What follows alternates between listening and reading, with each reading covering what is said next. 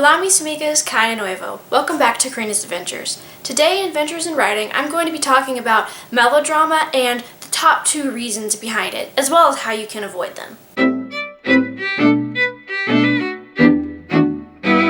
So, melodrama is basically emotion or drama or even sometimes just dramatic scenes in your story that don't contribute to the plot and they don't contribute to your character's arc. To the reader, it feels like you're just being excessive and you're just like making a bunch of bad stuff happen to your character that doesn't do anything other than depress your reader.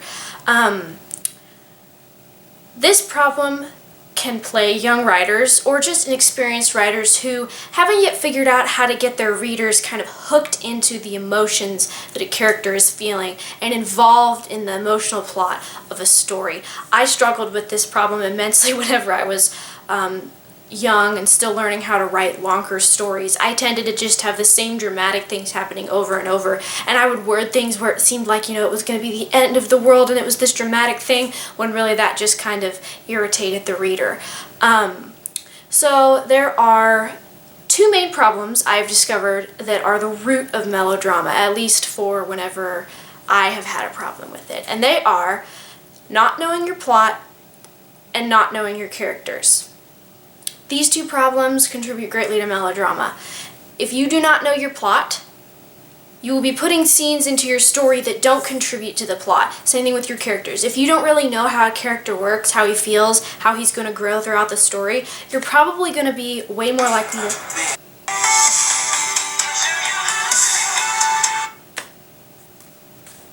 Perfect timing. Whoops! Okay, what was I saying? Oh yes, if you don't know your characters, then you are going to be about 95% more likely to include things in your story that are not going to contribute to the character's arc. They just feel like you're abusing Murphy's Law with that character. So, the first thing I would encourage you to do is make sure you have your plot planned out. This is where it's very good to have an outline. I talked about that on a different one of my videos. I'll put it up in the cards for you.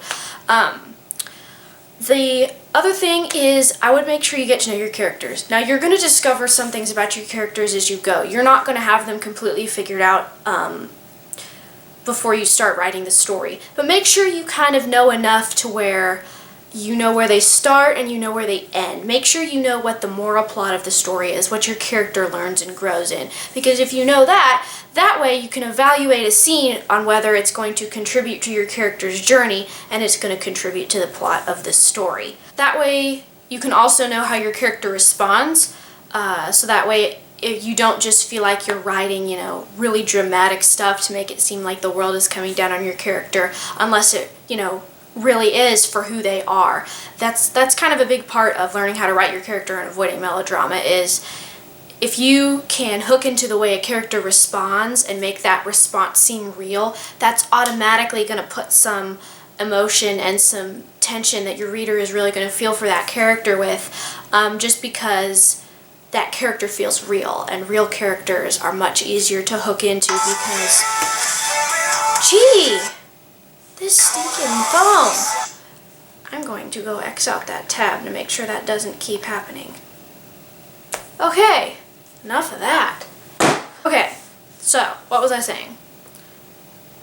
Oh yes, if your character is relatable, then your audience is automatically going to be able to relate to who they are and relate to the problem they're going through. They may see some of themselves in the character, and that will really help them feel that emotion without you needing to say something like, this was as bad as it could possibly get, or, the next day this character would need more than themselves. You don't want to make the story seem like it's bigger than it is, because that can actually make it seem like it's smaller than it is.